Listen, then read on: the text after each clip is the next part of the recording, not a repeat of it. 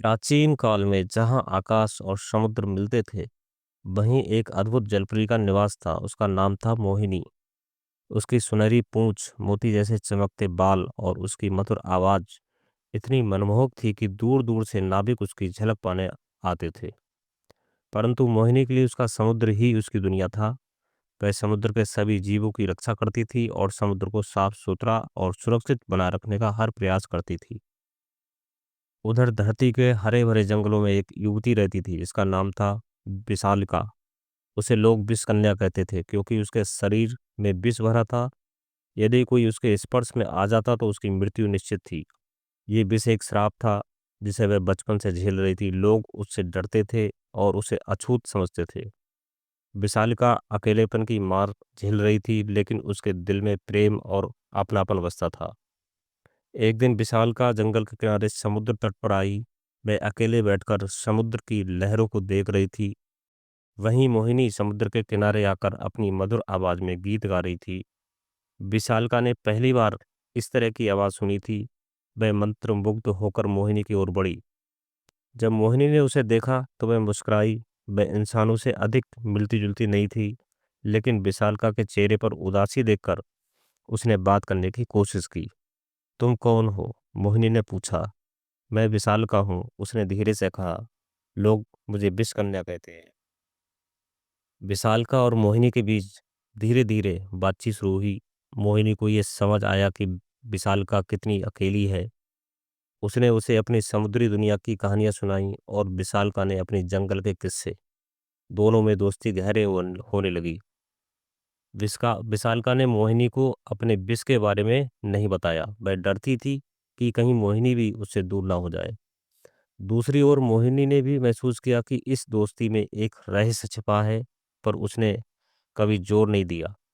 समुद्र और जंगल के बीच के इलाके पर एक भयानक राक्षस कालकेश का राज था। वह जंगल और समुद्र के बीच की हर चीज को अपने नियंत्रण में रखता था।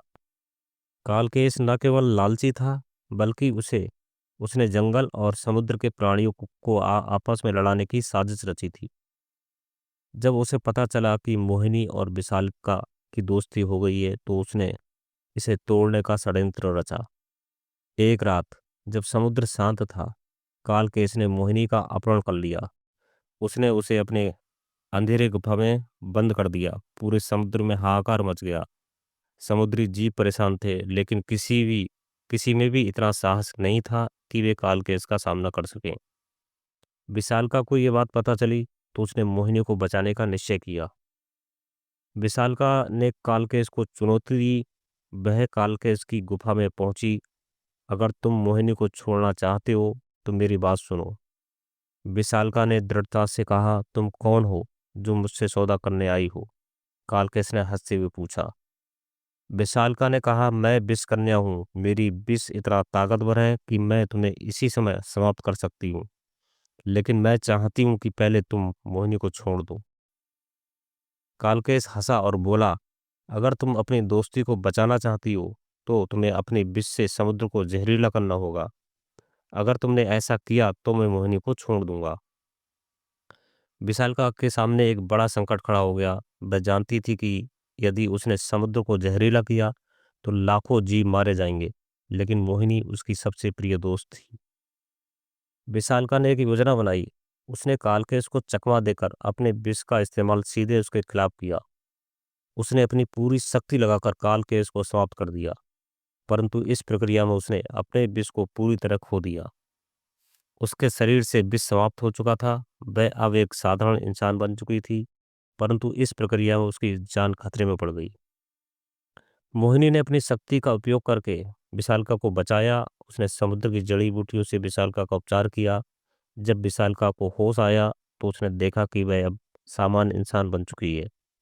उसकी श्रापित जिंदगी समाप्त हो चुकी थी। अब मोहिनी और विशालका दोनों ने मिलकर समुद्र और जंगल के बीच शांति स्थापित की।